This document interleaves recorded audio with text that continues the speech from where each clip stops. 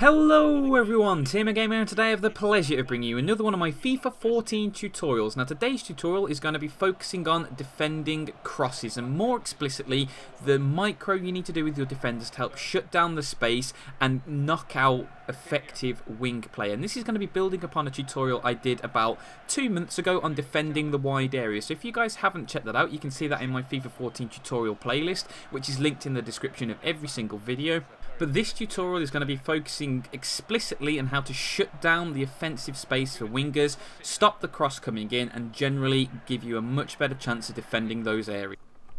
This first clip is a really good example of how you can force your opponent to make a decision without really having to do anything yourself. And as you can see with the clip paused here, my opponent's on the break on the top side of the screen. The ball's at the feet of TMMgamer, a pacey, tricky winger, and he's got a lot of space to run into. And what I decide to do in this position as the clip slowly rolls forward here is, micro Nigel de Jong back. And what I'm trying to do is just give myself as many defensive options when the ball gets into the final third. Because you see, some people, they're too rash, they're going for the challenge and they miss. And this is something I've said in quite a few tutorials, but it's very important, as it is in real life football, to stay on your feet. And what you're trying to do is you're trying to force your opponent to make a choice, because the more he runs up the field, the less and less time and the less and less options he has. So as you can see here, McGeady, what he tries to do is he tries to run round the outside, and all I do to shut this move down is just track back with Nigel de Jong. And this is a really good example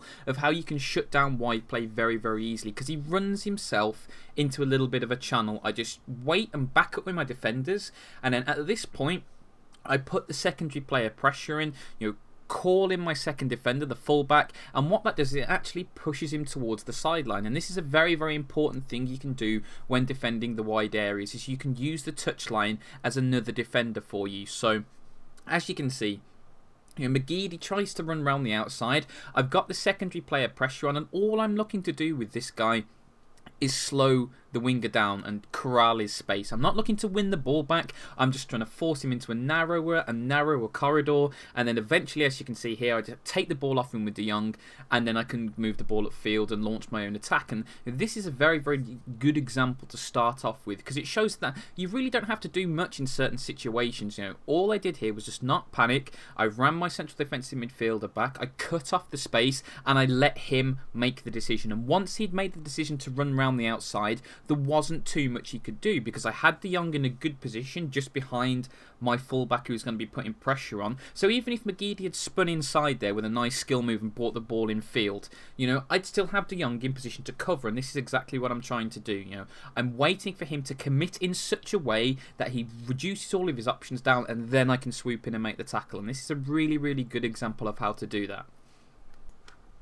This second clip is a really good example of another good way to defend the wide areas and to stop crosses from coming into the box, because the best way to deal with crosses is just to stop the winger from having enough space to do what he wants to do. And in this example, you can see that once again my opponent's got a little bit of space down the line. He actually has an overlap here, so the worst thing I could possibly do is try and charge him with Colaccini, who I'm controlling at the moment, because if I do that, just one simple pass wide will free up his winger, and all of a sudden I'm in a lot of trouble, and the attacker will have a very good opportunity to put a simple cross into the box. So what you're looking to do in this situation is use the secondary player pressure to stall your opponent. And you can see just what I do here as the clip rolls forward. I run Fabrizio Colaccini back again, trying to force my opponent to make his decision, just like in the first example. I don't want to make his decision for him by doing a rash challenge. I'm just going to keep dropping back. I'm going to use the secondary player pressure button to corral him into an option, and then as you can see, my opponent decides to check back, and in that split second of him doing that, I switch to the player I've been using that secondary player pressure with and take the ball off him.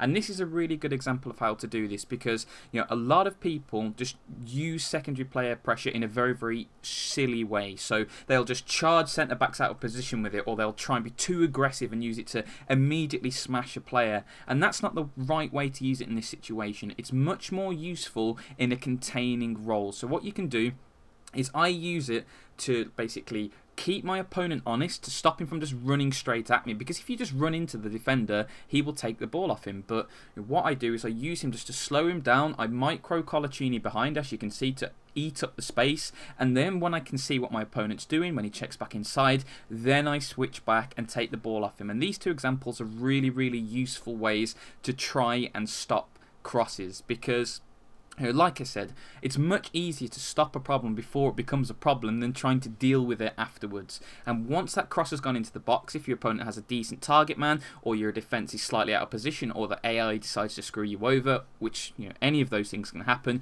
you're going to find it very, very difficult to defend. But if you defend like I do here, you know, by trying to close the winger down, by trying to force him wide up against the touchline, limit his space, force him to make a choice, and then when he's made the choice, reacting appropriately, you can defend with a lot of success against wide play, wingers and crossing in general. So guys, thank you so much for watching this tutorial. I really hope you've enjoyed it.